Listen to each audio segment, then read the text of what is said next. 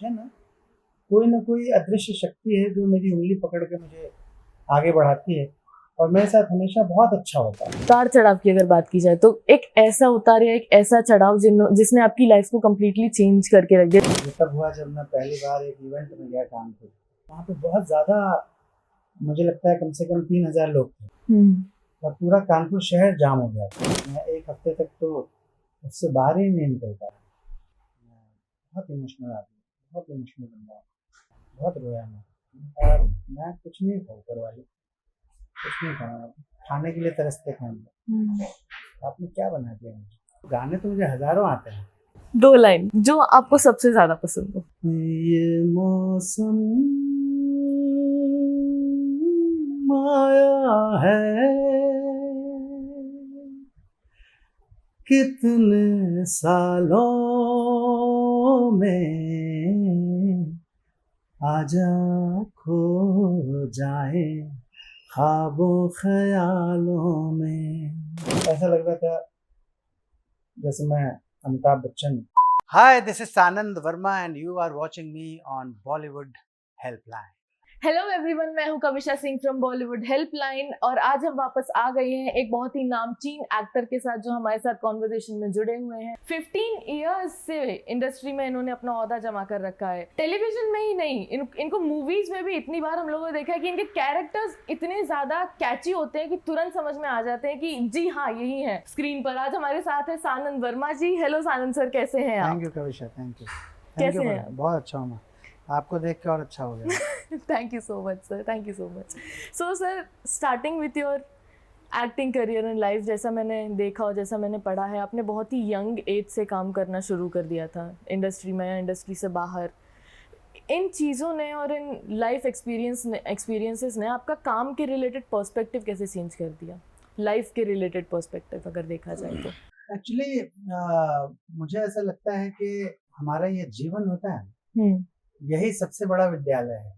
आप अगर अपने जीवन को सही ढंग से समझ पाए, उसकी परख आपको हो, अगर आपको ये लगे कि आपकी ज़िंदगी जो है वो इंटरेस्टिंग है, उसमें बहुत सारे उतार चढ़ाव हैं, उसमें बहुत सारे झगड़े हैं, उसमें बहुत सारी मारा मारी है, उसमें बहुत सारी मोहब्बत है, बहुत सारा इश्क है, तो आप उस ज़िंदगी से मोहब्बत करने लगते हैं।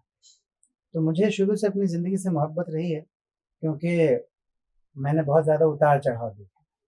तो मेरे लिए कोई भी चीज़ जो है वो फिक्स्ड नहीं है ज़िंदगी में, और इस वजह से मेरा ये मानना है कि जो है वो यही पल है। आगे भी जाने न तू। हाँ जी, तो वही है। हाँ जी, खुश रहो बस, यही सही मैं बात देखता है। हूँ, ज़्यादा सोचता नहीं।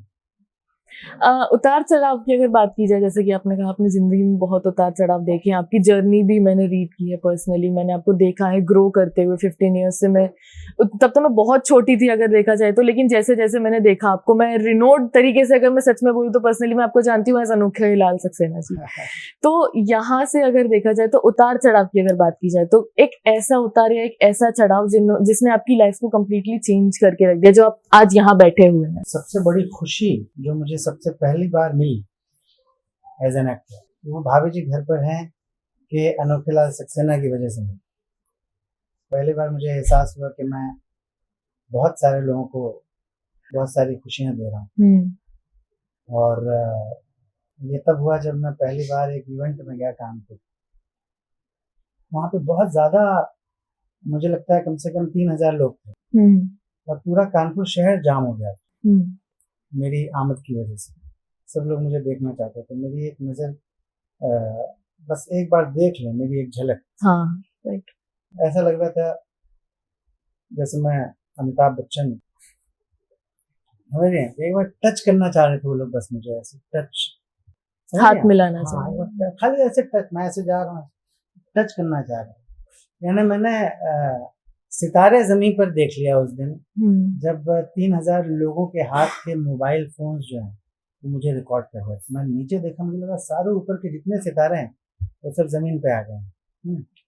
तो वो पहली बार मुझे फीलिंग आई कि भगवान ने मुझे बहुत पॉपुलर बना दिया। तो मैं इमोशनल आदमी हूँ, तो मैं एक हफ्ते तक तो उससे बाहर ही नहीं निकल पाया।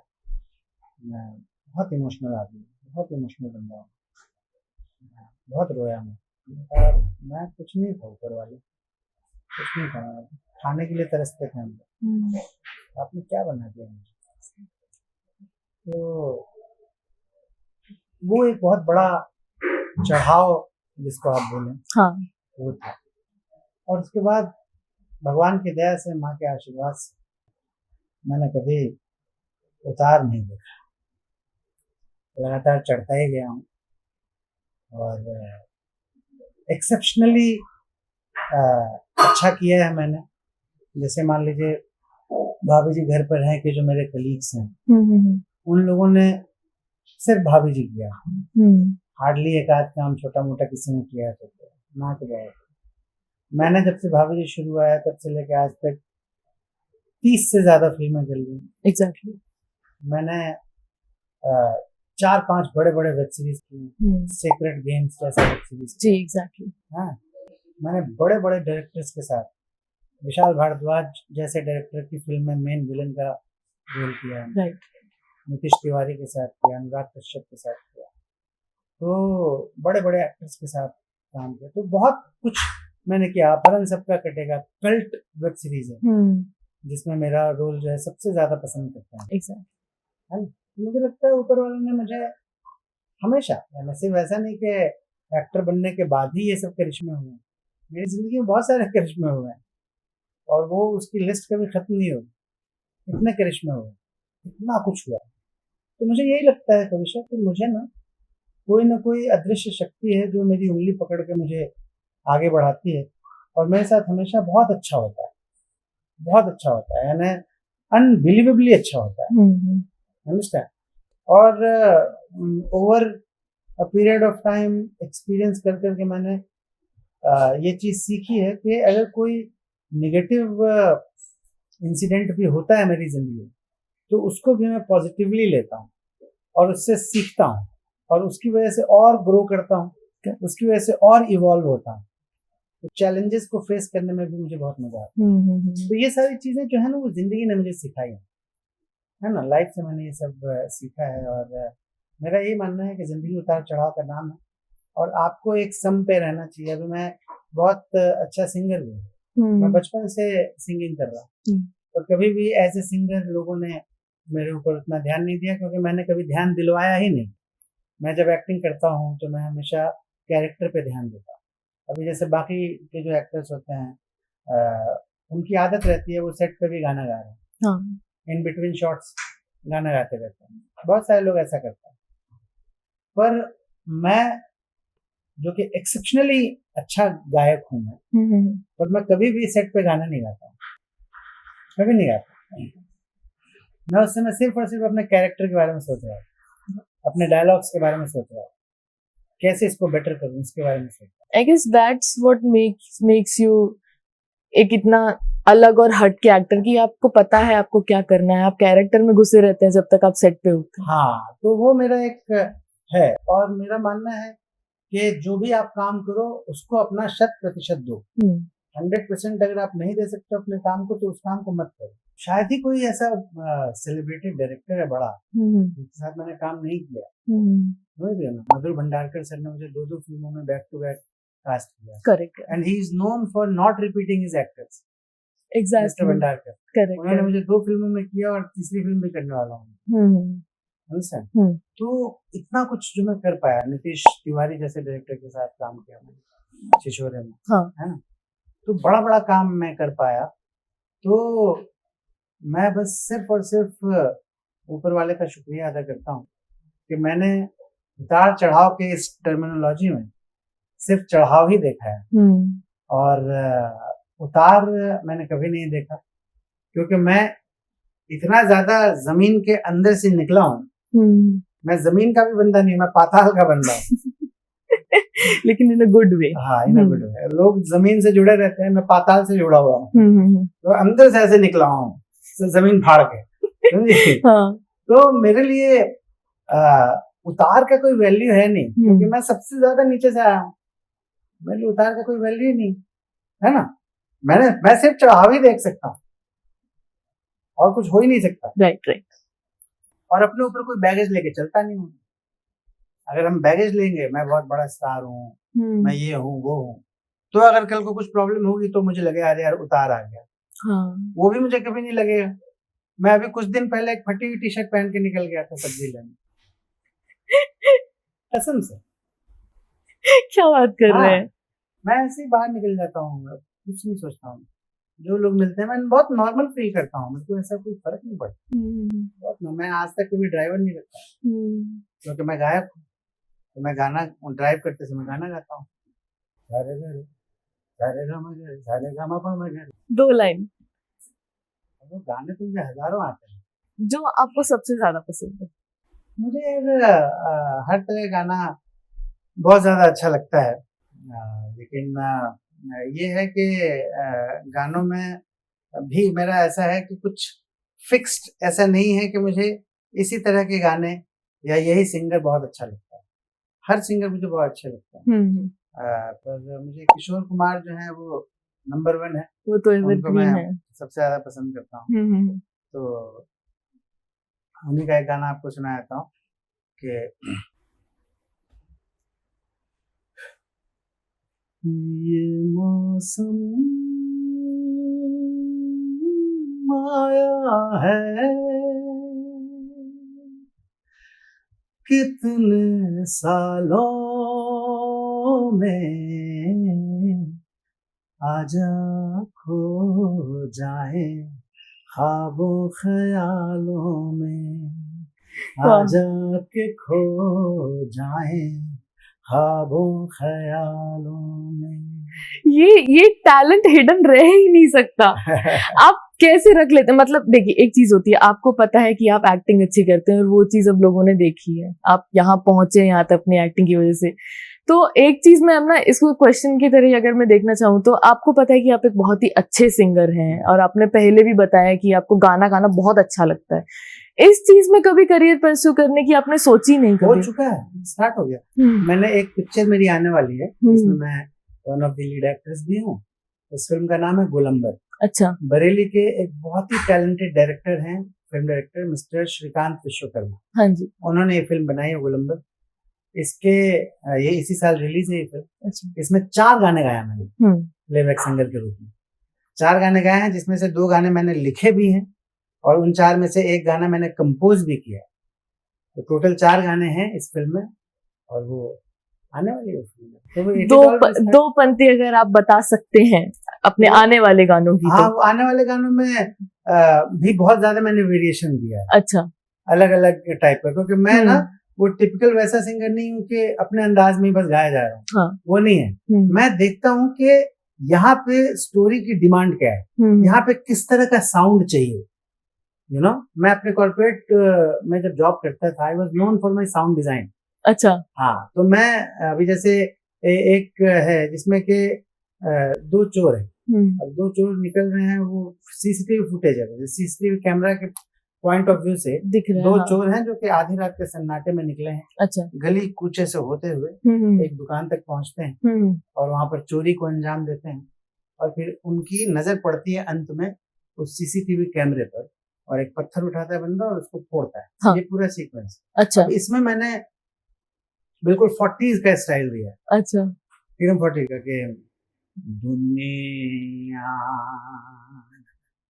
साली गोल है। अरे वाह। खुलती सबकी पोल है। ऊपर धुआं नीचे कुआं पीछे खाई, रुक जा भाई आगे बड़ा होल है। बहुत बढ़िया। मतलब ये भी टैलेंट लगता है कि आप एनवायरनमेंट को पहचान के गाना दे रहे हैं, उसकी लिरिक्स लिख रहे हैं, एनवायरनमेंट को पहचान के। टैलेंट लगता है इस चीज के लिए भी सच में। बिल्कुल। तो अपार्ट फ्रॉम सिंगिंग, जैसा कि आपने बताया, आपने इतने बड़े बड़े डायरेक्टर्स के साथ आप काम कर चुके हैं, टेलीविजन से मूवीज में जाना आपको मूवीज की रोल्स हैं जिनके लिए आपको जाना चाहता है, जैसे छिछोरे में आपका फेमस डायलॉग है, लगता है बेटा तुम भूखा के मानोगे। फिर हुज योर डैडी, मतलब मैं जब आपको मिली थी उसके बाद जब मैंने अपने सोशल मीडिया पे आपके साथ फोटो डाली थी, सब में यही बाहर छा गई थी कि आप सबके डैडी को मिल लिया, हुज योर डैडी आप है, ऐसा करके आपको जाना चाहते हैं। तो इतने रोल्स आपने कर लिए हैं, आपको क्या लगता है कि एक स्क्रिप्ट आपने देखी तो आप उस चीज में क्या ढूंढते हैं स्क्रिप्ट में कि हाँ ये चीज है तो मैं ये स्क्रिप्ट एक्सेप्ट करूंगा? एक कोई चीज होती होगी, एक पॉइंट होती होगी जो आपको पसंद आती होगी स्क्रिप्ट में। इस मामले में ना मेरा अप्रोच पूरी तरह से आमिर खान वाला है। अच्छा। जिस तरह आमिर खान कहानी जो है, स्क्रिप्ट, स्क्रीन प्ले, उस पर पहले ध्यान देते हैं, यानी film makers point of view से वो देखते हैं, हाँ, एक्टर्स पॉइंट ऑफ व्यू से नहीं देखते हैं। क्योंकि नॉर्मली एक्टर्स का यही है कि वो कोई भी कहानी सुनते हैं तो उनका ध्यान कहानी से ज्यादा अपने रोल पे होता है। हाँ। पर मेरा ध्यान ओवरऑल पूरे नैरेटिव पे रहता है, पूरी कहानी पे रहता है, पूरी कहानी कैसे। मुझे ये तो पता रहता ही है कि मैं जहाँ जाऊंगा जो मेरे सीन्स होंगे उनको तो मैं बढ़िया बना ही दूंगा। लेकिन अगर पूरी पिक्चर मान लीजिए 75 सीन है उसमें, 75 में 25 सीन या 20 सीन मैंने किए हैं, बाकी के जो 45-50 सीन बचे हैं वो तो मैंने किए नहीं, मैं वहां हूं नहीं। डायरेक्टर ने क्या उखाड़ा, एक्टर्स ने क्या किया, कैसी चीज बनी। अब पिक्चर जो है वो 20-25 सीन की वजह से या 15 सीन की वजह से तो नहीं चलेगी ना। मेरे जितने सीन्स हैं मैं उसमें जान लगा दूंगा और मुझे पूरा विश्वास है उसको बहुत अच्छा बना दूंगा। लेकिन बाकी के सीन्स का क्या? तो इसलिए मैं ये कोशिश करता हूँ कि एटलीस्ट ये समझ में आ जाए कि कहानी सचमुच बहुत अच्छी है और जो डायरेक्टर है उसकी सेंसिबिलिटी बहुत अच्छी है। ये दो चीजें एक बार समझ में आ जाती हैं। हाँ, प्रोड्यूसर में नहीं उतना ध्यान दे पाता हूँ क्योंकि आमिर खान सर जो है वो अफोर्ड कर सकते हैं ये सब, मैं अफोर्ड नहीं कर सकता हूँ। तो मैं ये नहीं देखता हूँ कि करण जौहर हैं तभी साइन करूंगा, है, या आदित्य चोपड़ा है तभी साइन करूंगा, या शाहरुख खान है तभी साइन करूंगा। अगर प्रोड्यूसर डिसेंट है, ठीक ठाक पैसे मुझे मिल रहे हैं और अगर कहानी बहुत बढ़िया है और डायरेक्टर की सेंसिबिलिटीज पे मुझे भरोसा है तो मैं उसको साइन करता हूँ। बात अगर की जाए, जैसे कि आपने अभी बता दिया कि आपकी स्क्रिप्ट चॉइस कैसी है, अब अगर मैं कहूँ आपने इतने जो रोल्स किए हैं इनमें से कोई एक फेवरेट रोल जो आपको पहली बार में ही पसंद आ गया था, मतलब आपको ऑडियंस हर रोल में देखती है और हर रोल में आपको कहीं ना कहीं पसंद किया जाता है, कोई एक आपका फेवरेट ऐसा कैरेक्टर जो आपने प्ले किया है जो आपको सबसे ज्यादा अच्छा लगता है? मुझे अपना सत्यनारायण दुबे, अपहरण सबका कटे, वो मेरे दिल के सबसे ज्यादा करीब है। मुझे उसमें बहुत ज्यादा मजा आया। अच्छा। क्योंकि वो जो कैरेक्टर है ना वो एक ऐसा कैरेक्टर है जो कि रियल लाइफ में मैं नहीं हूँ। अच्छा। हाँ भाई, तो क्या होता है ना कि अभी जैसे सक्सेना है, सक्सेना हूँ मैं रियल लाइफ में, मैं पागल हूँ मेरी कास्टिंग ही इसलिए हुई थी। अच्छा। शशांक बली ने बोला था सानंद वर्मा को घेर लो, वो रियल लाइफ पगलेट है। 50, अरे यार कौन 50 लाख की नौकरी छोड़ के 50-50 किलोमीटर पैदल कौन चलेगा बताओ? अंडरस्टैंड? तो शशांक सर को पता था कि मैं रियल लाइफ साइको हूँ, तो इसलिए मुझे उन्होंने वो रोल दिया। तो वो तो मैं वैसा हूँ ही, उससे मुझे फर्क नहीं पड़ता उस कैरेक्टर से। उस कैरेक्टर ने मुझे बहुत सारी खुशियां दी हैं, बहुत सारे फैंस हैं मेरे उस कैरेक्टर की वजह से। पहली बार मैंने स्टारडम क्या होता है, फैन फॉलोइंग क्या होती है, ये अनोखेलाल सक्सेना की वजह से समझा है। लेकिन अगर मेरे दिल के करीब कोई बहुत ज्यादा कैरेक्टर है तो वो सत्यनारायण दुबे का है, क्योंकि मैं वैसा हूं नहीं, वैसा लीचड़ में हूं नहीं, समझ रहे हो? तो वो अपने जो मैं नहीं हूं, जैसे मेरा ड्रीम रोल है ये कि कोई शाहरुख खान सर या आमिर खान सर या सलमान खान सर या अल्लू अर्जुन सर, इनकी कोई किसी फिल्म में मैं मेन विलन बनूं। अच्छा। खतरनाक विलन है, जो कि बीच बीच में कॉमिक भी है, कुछ कॉमिक एलिमेंट्स भी हैं उसमें, यू नो, वैसा कोई बहुत ही खतरनाक, एकदम ऑडियंस डर जाए, रोने लगे, ऑडियंस को मेरे से नफरत हो जाए, ऐसा कोई रोल करना चाहता हूँ। तो विलेन रोल ज्यादा प्रेफर करते हैं? हाँ, उसमें ज्यादा चैलेंजेस रहते हैं ना। हाँ, उसमें अप्स एंड डाउन ज्यादा रहते हैं, उसमें करने को ज्यादा रहता है। हीरोज नॉर्मली हमारे हिंदी सिनेमा में ना, हीरोज का कैरेक्टर नॉर्मली अभी तक का जो देखा गया है वो थोड़ा सा उसका ग्राफ फ्लैट रहता है। हाँ। उसका ज्यादा मजा नहीं रहता उसमें। विलन को करने के लिए बहुत कुछ रहता है, उसकी वो उंगली बहुत करता है विलन, समझ रही हो? एग्जैक्टली। हाँ, तो इस वजह से ना मुझे वो करने का बहुत मन करता है। हालांकि ये अलग बात है कि अगर मैं विलन नहीं हूँ, विलन को आप एंटागोनिस्ट बोल सकते हो, हाँ, और हीरो को प्रोटैगनिस्ट बोल सकते हैं। तो अगर मैं प्रोटैगनिस्ट हूँ तो उसमें भी मैं कुछ ना कुछ ऐसा तड़का डाल दूंगा तो फ्लैट नहीं होगा। मेरी एक्टिंग फ्लैट नहीं हो सकती, वो पॉसिबल ही नहीं है। वो ग्राफ हाँ, मैं कुछ ना कुछ तो करूंगा ही उसमें।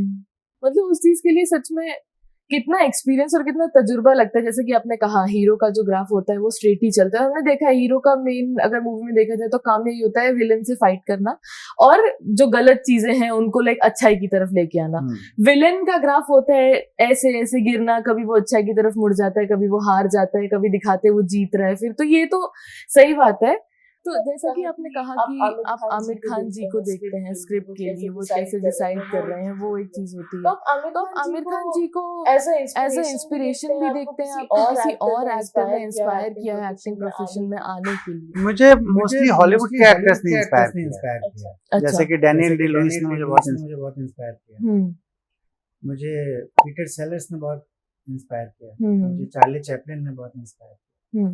और अगर हिंदी फिल्म इंडस्ट्री में देखूं तो डेफिनेटली अमिताभ बच्चन जी हैं, आमिर खान जी हैं, इन लोगों से मैं इंस्पायर।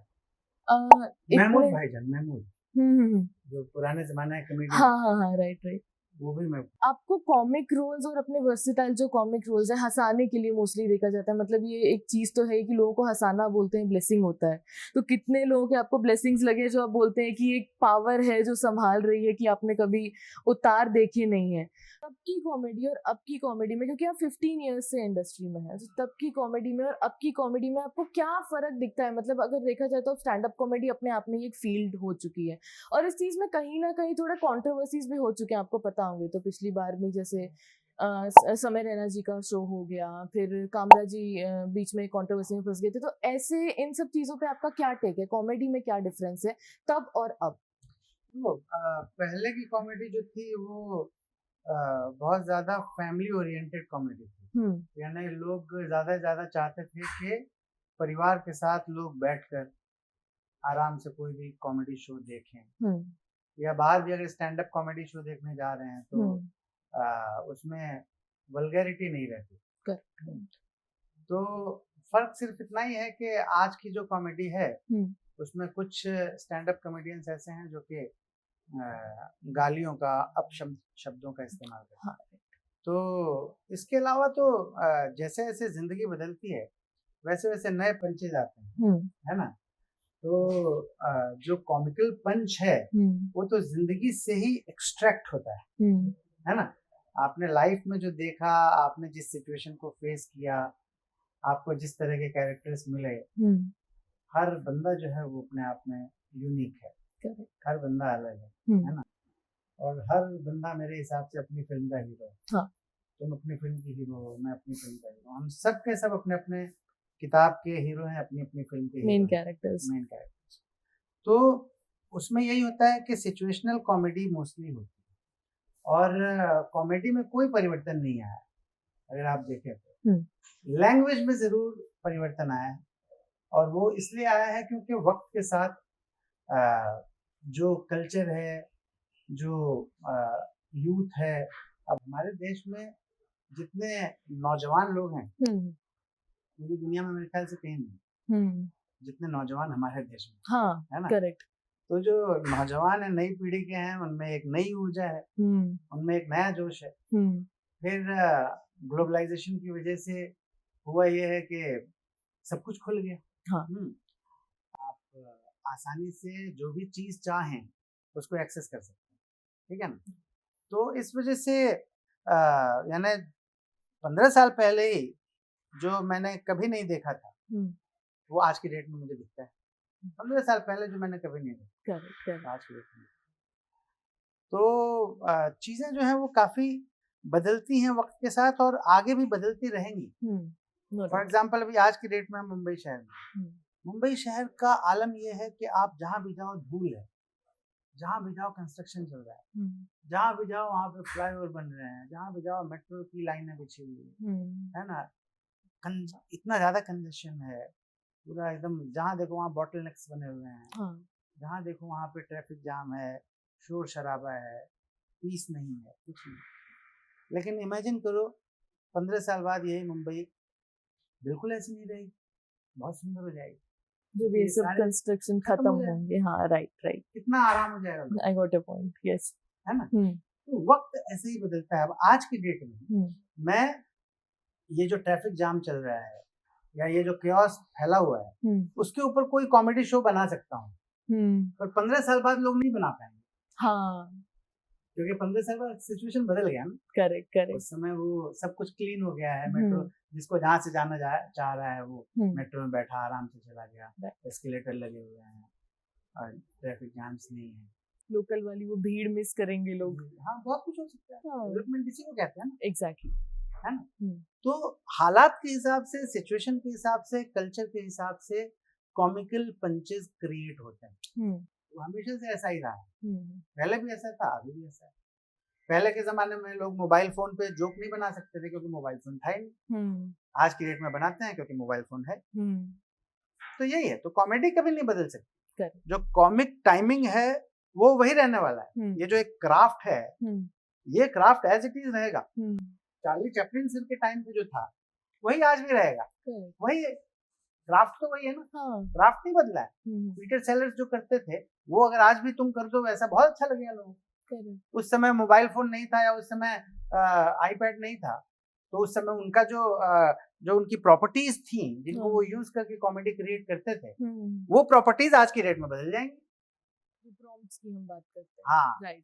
कोई भी चीज वो, जैसे मान लो वो जाते थे, अब वो कोई किसी कारखाने में है, कोई मशीन चल रही है, अब उस पे कोई उन्होंने जोक बनाया, पर आज की डेट में मैं चाहूँ तो उसी टाइप का जोक मैं मोबाइल फोन को यूज करके बना सकता हूँ, या मैं एआई को यूज करके बना सकता हूँ, या मैं किसी भी चीज को यूज करके बना सकता हूँ। तो वो प्रॉपर्टीज जो जिसको हम प्रॉप्स जिसको बोलते हैं, तो जो प्रॉप्स हैं वो चेंज हो सकते हैं, पर जो क्राफ्ट है वो एज इट इज है।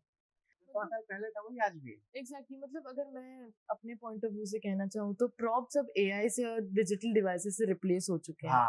So what do you think, इनका कोई पॉजिटिव रिप्लेसमेंट है या कुछ नेगेटिवली इफेक्ट कर रहा है इंडस्ट्री पे, ये चीज की डिजिटलाइजेशन इंडस्ट्री पे, कॉमेडी पे या एक्टिंग पे भी, जहाँ पे आप काम कर चुके हैं? कोई पॉजिटिव रिस्पॉन्स है या नेगेटिव चीज है कि एआई से बहुत ज्यादा लोग रिलेट हो चुके हैं? जैसे कि मैं आपका भी सोशल मीडिया देखूँ तो आप बहुत रील्स बनाते रहते हैं जो लोगों को हंसाने का पॉइंट ऑफ व्यू से ही है, तो आपके लिए वो एक गुड यूज है कि आप हंसा ही रहे हैं लोगों को, लेकिन आपको क्या लगता है कि बाकी लोगों के लिए कैसा है? देखो, कोई भी इन्वेंशन ना बुरा नहीं होता। मेरा मानना है कि आप जितना ज्यादा आगे बढ़ते हैं, जितना ज्यादा हम साइंस को ऊपर लेके जाते हैं, है ना, उतना ज्यादा एक तरह से ये ह्यूमन इवॉल्वमेंट है, ह्यूमन ग्रोथ है ना। तो ग्रोथ के अगेंस्ट कोई नहीं हो सकता, मैं भी नहीं, इसमें कहीं कोई बुराई नहीं। और मुझे ऐसा लगता है कि हम जितना ज़्यादा अगर हम ग्रो नहीं, अब ज़रा इमेजिन करो कि अगर मान लो आर्किटेक्चर जो है इतना आगे नहीं बढ़ा होता, तो इतनी ज़्यादा पॉपुलेशन है, ज़रा इमेजिन करो अगर फ्लाईओवर्स नहीं बने होते, सिंपल आज की डेट की बात कर रहा हूँ, बहुत सारे फ्लाईओवर्स जो हैं आज की डेट में बन गए हैं, अगर वो नहीं बने होते, अगर मेट्रो नहीं बना होता, है ना, तो बताओ वो जो लोकल ट्रेन विरार में हम चढ़ते थे पहले शुरू में, उसमें आज की डेट में आप चढ़ ही नहीं सकते, इम्पॉसिबल। आप नहीं चढ़ सकते उस ट्रेन में यार। ट्रांसपोर्टेशन कैसे होगा? तो जैसे जैसे हमारा पॉपुलेशन बढ़ रहा है, वैसे वैसे इन साइंटिफिक इन्वेंशंस की बहुत जरूरत है, और होना चाहिए। और एआई का फुल फॉर्म ही है आर्टिफिशियल इंटेलिजेंस। तो आर्टिफिशियल जो भी चीज होती है वो आर्टिफिशियल ही है, वो ह्यूमन नहीं है। ओके, तो जो ब्यूटी या जो इमोशनल कनेक्ट आपको एक ह्यूमन दे सकता है, वो आपको आर्टिफिशियल चीज नहीं दे सकता। आप कितने भी कोशिश कर लो, कुछ भी कर लो, आप AI can not replace humanity यार। Yes, exactly. ह्यूमंस ने बनाया ना एआई, एआई ने हमें थोड़ी बनाया। एग्जैक्टली। हम किसी साईफाई मूवी में ऐसा सब्जेक्ट जरूर बना सकते हैं, हाँ, वो तो बहुत पहले भी बना था, वर्चुअल मैट्रिक्स बना था, इसी टाइप का कुछ था वो, है ना। तो हम एंटरटेनमेंट के लिए again a group of humans can make a movie जिसमें कि हम ये बोलेंगे कि एआई ने जो है वो पूरी तरह से हमको अपने कब्जे में कर लिया, और अब एआई जो है वो बेटर हो गया, है, और ह्यूमंस जो है वो बैक सीट पे चले गए। हाँ, ये हम कोई फिल्म जरूर बना सकते हैं created by made by humans only, है ना, लेकिन ये कभी हो ही नहीं सकता कि आर्टिफिशियल इंटेलिजेंस जो है वो ह्यूमंस को रिप्लेस करे। अगर आर्टिफिशियल इंटेलिजेंस हो रहा है तो उसके साथ बहुत सारे जॉब्स अपॉर्चुनिटीज भी आएंगे, बहुत सारी चीजें होंगी, बहुत तरह की नई नई बातें होंगी, है ना। तो I am not against anything. अगर वो चीज आपके दिल को छूती है, कोई भी चीज अगर आपके दिल को छूती है ना सही मायनों में, तो वो आर्टिफिशियल नहीं हो सकती, वो इमोशनल होगी, exactly. वो रियल होगी, वो जेन्युइन होगी। अंडरस्टैंड? हाँ, एग्जैक्टली। तो humanity is just irreplaceable. Yes. तो ये फालतू की बकवास लोग करते हैं या बहसबाजी करते हैं कि एआई ने बैंड बजा दी, एआई से बेरोजगारी हो रही है, एआई ने ये कर दिया वो कर दिया। yes. कुछ ऐसा नहीं होने वाला है, कोई प्रॉब्लम नहीं होगा कभी। आर्टिफिशियल चीज कभी भी हमें रिप्लेस नहीं कर सकती और चीजें बेहतर ही होंगी। मतलब कि अगर इस पॉइंट को इस तरीके से देखा जाए कि एआई का अगर इस्तेमाल अच्छे से किया गया तो ये सब नेगेटिव पॉइंट्स जो हैं इनका कुछ मायने है नहीं, कुछ मतलब है नहीं, और आपकी एफिशिएंसी बढ़ती है ना। हाँ। अभी जो पीपीटी प्रेजेंटेशन लोग बनाने में 4 दिन लगाते थे, आज की डेट में वो 5 मिनट में अगर बन रहा है तो हम लोग समय बचा रहे हैं ना। करेक्ट। उस समय में हम कुछ दूसरा प्रोडक्टिव काम कर सकते हैं, है ना। हमारी प्रोडक्टिविटी बहुत बढ़ गई है एआई की वजह से। मतलब मैं सारंग जी कहना चाहूंगी, आप हर चीज को पॉजिटिवली ले लेते हैं, इस चीज को भी पॉजिटिवली। कला होती है ये चीज, सच में कला है आप में एक। Now going back to the point, आपने जैसे कहा कॉमेडी के बारे में कि पहले फैमिली ओरिएंटेड थोड़ी हुआ करती थी, अब खुल गई है, थोड़ी चीजें ओपन हो गई हैं। अब आपका जो सीरियल है भाभी जी घर पर है, बहुत ही बड़े प्लेटफॉर्म पे देखा जाता है, उसके लाखों करोड़ों फैंस है ऑल ओवर इंडिया में बोलूंगी। तो कुछ पॉजिटिव रिव्यूज भी होते हैं, कुछ नेगेटिव भी होते हैं। जैसे मैं 2021 के एक पॉडकास्ट की बात करूँ, जिसमें अमित टंडन जी ने कहा था कि ये सीरियल अगर देखा जाए तो लोगों को हंसाता है, इसने कई लोगों को साथ में बिठाया, लोग डिनर टाइम पे बैठ के देखते हैं। TMQC हो गया, भाभी जी घर पर हो गया, ऐसे बड़े बड़े सीरियल्स के साथ नाम जुड़ा हुआ है। लेकिन कहीं ना कहीं अगर देखा जाए तो कॉन्सेप्ट थोड़ा गलत है कि आप you are eyeing another man's wife, it's wrong. तो इस चीज पे आपका क्या टेक है, मतलब वर्किंग इन द सीरियल आप क्या कहना चाहेंगे? ये कमेंट एक आया था, तो ऐसे नेगेटिव रिव्यूज आप देखते ही होंगे, कई आते होंगे, तो इस चीज पे आपका क्या कहना है? पहली बात तो ये है कि नेगेटिव रिव्यूज मुझे तो आज तक कभी मिला नहीं, क्योंकि मैं सिर्फ भाभी जी पे फोकस नहीं रहता हूँ, मैं बहुत ज्यादा काम करता हूँ अलग-अलग। एग्जैक्टली। तो मैंने तो कभी, मुझे गुजरना नहीं पड़ा इस तरह के किसी भी नेगेटिव रिमार्क से। लेकिन यही है कि ये बहुत ही सब्जेक्टिव चीज है ना। आप किसी भी चीज के बारे में नेगेटिव भी बोल सकते हैं और पॉजिटिव भी बोल सकते हैं, ये अपना अपना नजरिया है। एग्जैक्टली। मानो तो गंगा वरना बहता पानी, है ना। हम माँ गंगा की पूजा करते हैं, लेकिन बहुत सारे लोग ऐसे भी हैं जो कि माँ गंगा पे थूकते हैं, है ना। और बिल्कुल नहीं ये बात समझ पाते हैं कि ईश्वर का रूप है माँ गंगा। गंगोत्री से आप बोतल में पानी भरिए, 20 साल बाद खोलिए, वो पानी खराब नहीं होगा। वैसे हाँ, भगवान है यार, माता गंगा भगवान है। कितनी गंदगी डालते हैं, एग्जैक्टली। कितना इंडस्ट्रियल वेस्ट उसमें जाता है। तो जो लोग इंडस्ट्रियल वेस्ट डाल रहे हैं भगवान के अंदर, जो कि एक पावरफुल लॉबी है, you can't do anything about, कुछ कर नहीं सकता। सबसे पहले तो उनका धंधा बंद करवाओ, जो भगवान के अंदर इतनी गंदगी उड़ेल रहे हैं। एग्जैक्टली, है ना। तो बहसबाजी करने को बहुत सारी बातें हो सकती हैं, जैसा कि मुझे लगता है कि हमारे शो में कभी भी कोई भी ऐसा कुछ नहीं हुआ है। सच ये है कि जितने भी मर्द होते, मैं एक मर्द हूँ और मैं इस बात को जानता हूँ कि साले जितने भी मर्द होते, अगर पड़ोस में कोई खूबसूरत औरत है तो उस पर नजर अगर पड़ेगी, उसके अंदर एक अरमान जागता है, ये सच है।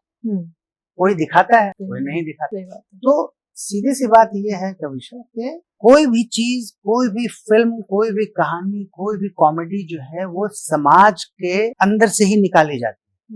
जो समाज में जो चरित्र फैले हुए हैं, जो सोच है, जो मनोविज्ञान है, उसी के आधार पर हम कहानियां गढ़ते हैं। कहीं ये हवा में से नहीं आता है, पहले वो रियलिटी में होता है। समझ रहे हो? है ना, उसको हम फिक्शनल कहते हैं। हमने कोई भी चीज अगर फिक्शन बनाई तो वो कहीं से देख के बनाई, कहीं ना कहीं से वो रियलिटी में हुई है ना भाई। एग्जैक्टली, तभी तो हमने बनाया उसको, है ना। साई-फाई मूवीज को जेम्स कैमरून की जो है वो अलग चीज है, जैसे एवाटार है। अभी एवाटार में भी अगर आप देखो तो ह्यूमन इमोशंस को ही पकड़ा गया है ना। हाँ, एग्जैक्टली। है वो साई-फाई, है वो किसी दूसरे ग्रह की बात कर रहे हैं, है ना, पर ह्यूमन इमोशंस ही हैं जो कि हमारे समाज से लिए गए हैं। Correct, right. तो हर चीज जो बनती है वो हम समाज से, सामाजिक चरित्रों से, लोगों से ही उठाते हैं। तो भाभी जी में जो एक बहुत ही बेसिक टेंडेंसी है, ये कानपुर जैसे शहर में बहुत ही आम बात है कि कोई भी बंदा अगर सामने कोई खूबसूरत पड़ोसन है तो उसके बारे में उसके अंदर फीलिंग्स रहती हैं यार। You can't say no to it. जो सच है वो सच है। तो मनोज संतोषी ने जो ये कहानी लिखी, ये जो कॉन्सेप्ट सोचा, वो इसी सच्चाई को लेकर उन्होंने ये कॉन्सेप्ट सोचा और ये कहानी बनी, है ना। और यही वजह है कि ये इतना बड़ा हिट है। लोग इतना ज्यादा भाभी जी घर पर हैं इसीलिए देखते हैं क्योंकि इसमें सच्चाई है, इसमें जमीन से जुड़े हुए रियल कैरेक्टर्स हैं। इसी वजह से लोग जब 10:30 बजे बैठते हैं, खाना खाते समय देखते हैं और खूब मजे करते हैं, हंसते हैं। उनका डिनर भी बहुत ज्यादा अच्छा हो जाता है। अगर उनको आलू मटर खाने का मन था और अगर आलू में मटर कम है या मटर नहीं है, सिर्फ आलू की सब्जी है, तब भी वो एंजॉय कर लेते हैं क्योंकि भाभी जी घर पर चल रहा है। एग्जैक्टली। तो वो जमीन से जुड़े हुए सारे चरित्र हैं। मतलब तो मैं ऐसे इसको अपने पॉइंट ऑफ व्यू में देखना चाहूंगी कि एक कड़वा सच है जो दिखाया गया है सोसाइटी का ही, जो सोसाइटी खुद ही एक्सेप्ट नहीं करती। हाँ, और एक तरह से आप ये भी देखें कि मैं तो इसको कड़वा सच भी नहीं मानता। कड़वा क्यों है? ये सुहाना है, मीठा सच में मिठास है। अगर प्रेम की भावना है तो वो तो अच्छी बात है ना यार। प्रेम की भावना कड़वी क्यों हो गई? वो जाके रेप कर रहा है क्या पड़ोसन का? नहीं ना। हाँ, अरे यार वो एडमायर कर रहा है उसकी ब्यूटी को। विभूति नारायण मिश्रा जो है वो अंगूरी की ब्यूटी को एडमायर करता है ना। तो किसी भी ब्यूटी को एडमायर करना, हम अजंता और एलोरा की गुफा में जाते हैं, वहां पे जो इतनी मूर्तियां हैं उसको हम इतना बड़ा हेरिटेज मानते हैं। क्या क्या पूरे सारे सेक्सुअल कॉनोटेशन वाली चीजें हैं, वो खराब थोड़ी है। ये जीवन है, हम इंसान हैं, ये लाइफ से ली हुई चीजें हैं, इसमें बुराई कुछ नहीं है। हाँ, अगर हम किसी का बलात्कार करें, उसको मोलेस्ट करें, उसकी जिंदगी खराब कर दें, वो बहुत रॉन्ग है। वो कड़वा सच है, उसके लिए फांसी की सजा सुनाओ आप। लेकिन ये तो एडमिरेशन है। और ये ऐसा नहीं ऐसे पुरुष करते हैं, स्त्रियां भी करती हैं। जितना पुरुष करते हैं उतना ही स्त्रियां करती है ना। तो ये भी सेइंग है कि एक women have more feelings than a man, लेकिन they know how to hide it better. Absolutely, you have said it. Yes, exactly. तो इसमें कुछ बुराई नहीं है और ये एक अच्छी चीज है। ये सारी चीजें जो हैं, इन्हीं चीजों की वजह से कविशा जिंदगी है। अगर ये चीजें ना हो ना तो जिंदगी नहीं रहेगी। इमेजिन करो मोहब्बत के बगैर ये दुनिया, black and white, there is nothing. Exactly, there is nothing. इस फीलिंग के बगैर सब खत्म।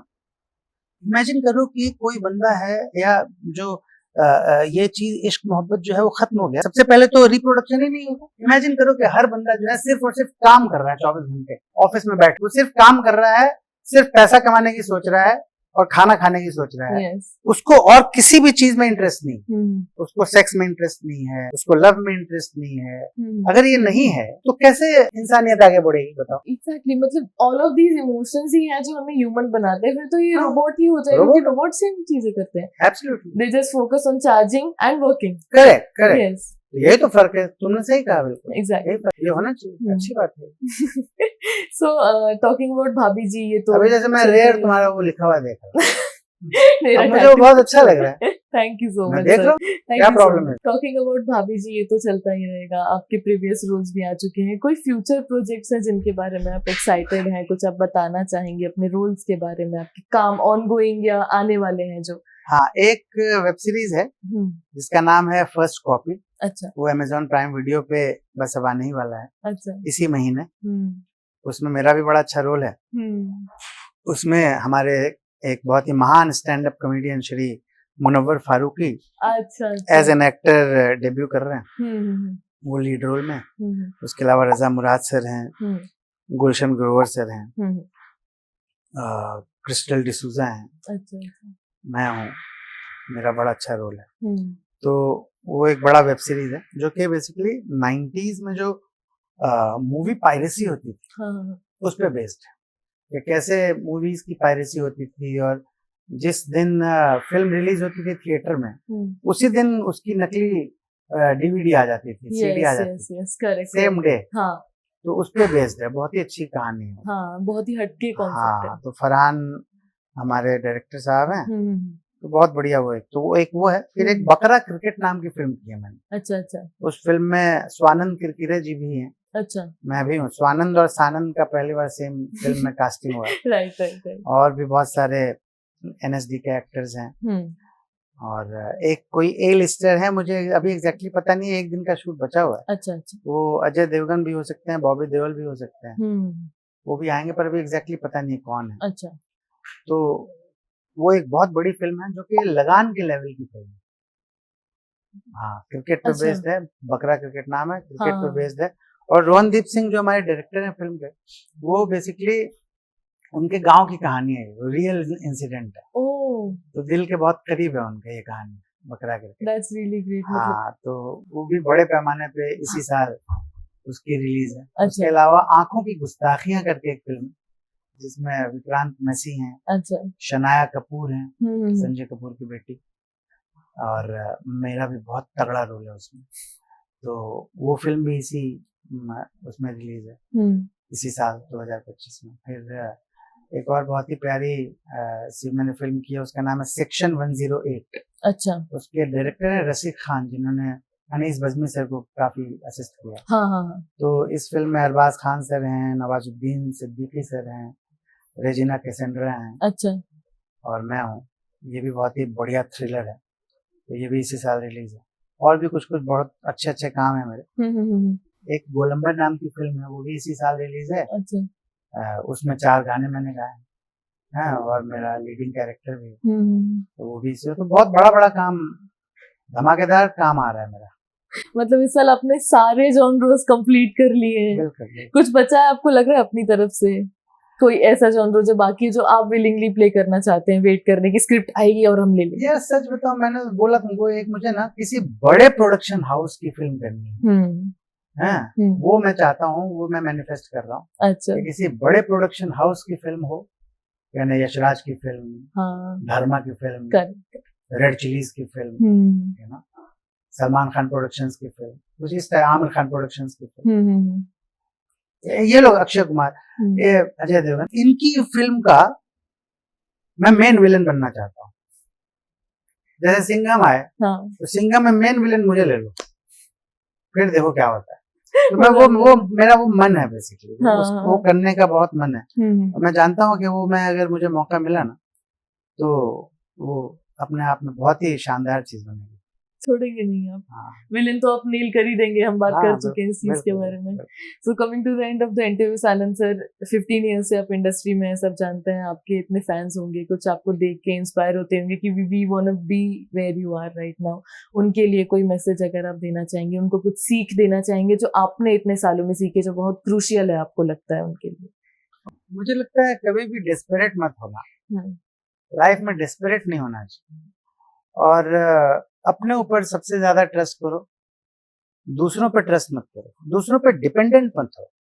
जैसे ही हम अपनी खुशियों के लिए दूसरों के ऊपर निर्भर हो जाते हैं, तब खुशियों में कॉम्प्रोमाइज होना शुरू होता है। अच्छा। तो हमेशा ना अपने आप को खुश रखने के लिए ऑलवेज लुक एट योरसेल्फ, है ना, अपने आप को देखो, और ये समझ के चलो कि भगवान ने तुम्हें ऐसा बनाया है कि तुम अपने साथ भी बहुत ज्यादा खुश रह सकते हो। उसके लिए तुमको किसी एक्सटर्नल फोर्स की जरूरत नहीं है। जैसे मैं अकेला बहुत लंबे लंबे समय तक रहता हूँ, बहुत एंजॉय करता हूँ, बहुत खुश रहता हूँ। I enjoy my own company. Yes exactly. तो एक तो ये है कि डेस्परेट नहीं होना कभी भी, और लोगों का क्या है ना कि सबसे ज्यादा जरूरी अपने टैलेंट को समझना। अच्छा। अपने टैलेंट को पहचानना। बहुत सारे ऐसे लोग होते हैं जिनके अंदर टैलेंट तो है डांसर बनने का, अच्छा, पर वो इंजीनियर बन जाते हैं। Mechanical engineer. Right right right. तो अगर आपको लगता है कि आपकी ट्रू कॉलिंग जो है वो डांसिंग है, तो फिर उस दिशा में आपको हार्ड वर्क करना चाहिए, ताकि बाद में ना आप खुद को ब्लेम ना कर सको कि भैया मैंने कोशिश नहीं की। Correct correct. यू नो, तो अपने ट्रू कॉलिंग को जल्दी से जल्दी पहचानो और उस तरफ हार्ड वर्क करो। बाकी जो होगा वो ऊपर वाला ही करेगा, समझ रहे हो ना? लेकिन आपके हाथ में हार्ड वर्क वो ऊपर वाले नहीं बोला है, आपको 2 हाथ दिए हैं ना। एग्जैक्टली। आपको एनर्जी दी है, आपको चलने की ताकत दी है, फिट बनाया है आपको। फिट बनाया। मैं यानी आप ये समझ लीजिए कि मैं अगर अपने कंफर्ट जोन में ही घुसा रहता, हाँ, अपनी 50 लाख की नौकरी में, इससे ज्यादा कंफर्ट और क्या हो सकता है? 2007 में मेरी तनख्वाह 50 लाख के आसपास। इट्स अ बिग थिंग वो टाइम के हिसाब से। एग्जैक्टली, है ना? मतलब 50 तो अभी भी बहुत बड़ी बात है, 2007 में तो ये कितनी बड़ी बात होगी उस टाइम पे। उस कंफर्ट जोन को मैंने लात मार के एक्टिंग के लिए स्ट्रगल करने के लिए 50-50 किलोमीटर पैदल चला हूँ, 14-14 घंटे, है ना? तो ऊपर वाले ने भी दया दिखाई ना, उनकी कृपा हुई ना कि आज मैं तुमको इंटरव्यू दे रहा हूँ। ये तो मेरे ऊपर कृपा हुई, आप मेरे साथ बैठे हैं, क्या सानंद सर आपने। तो ठीक है, thank you so much Sanand sir, it was really great having you. आपके साथ बात करके बहुत अच्छा लगा। एक कोई आपका फेवरेट डायलॉग मुझे चाहिए पर्सनली, आप कैमरा पे बोलना अगर चाहेंगे तो, कोई भी आपका एक फेवरेट डायलॉग, इतने फेमस है उनमें से। मैं हमेशा वो सक्सेना वाला तो बोलता ही हूँ। हाँ, उसके अलावा आज मैं अपना डूबे वाला बोल देता हूँ। ठीक है। उसके लिए तुम घोड़ी बन जाओ। Ready steady, who is your daddy. Thank you so much sir, thank you so much. This is Kavisha Singh from Bollywood helpline. बने रहिए हमारे साथ, अपने व्यूज इस इंटरव्यू के बारे में कमेंट सेक्शन में बताइए, लाइक कीजिए और सब्सक्राइब कीजिए हमारे चैनल को। Thank you so much.